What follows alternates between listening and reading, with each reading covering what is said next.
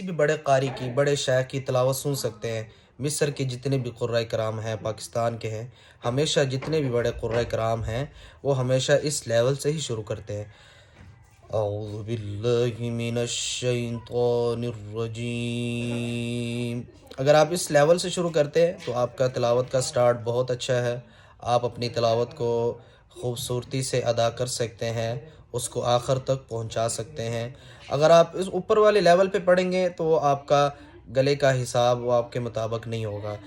اعوذ باللہ من الشیطان الرجیم آپ پڑھیں گے، مطلب اس میں کوئی حرج نہیں ہے کہ آپ نہیں پڑھ سکتے، پڑھ سکتے ہیں جو آپ کو دو بتائے نا۔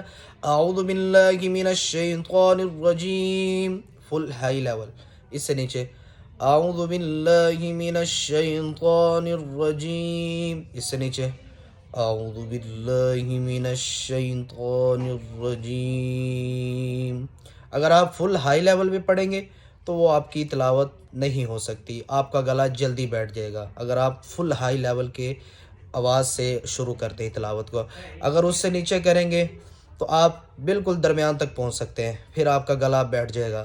اگر آپ بالکل نیچے حلق سے پڑھتے ہیں، آخر سے نیچے سے لے کے، اگر آپ اوپر سے نیچے آئیں گے تو آپ کامیاب نہیں ہو سکتے، آپ کی تلاوت بالکل کامیاب نہیں ہوگی، آپ کا گلا جلدی بیٹھ جائے گا، جلدی خراب ہو جائے گا، آپ اپنی تلاوت کو اپنی نہیں مکمل کر سکتے۔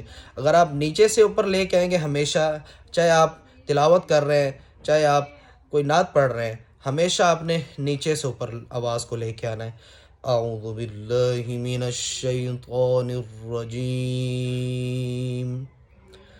بسم اللہ الرحمن الرحیم۔ ٹھیک ہے جی، جزاکم اللہ خیر۔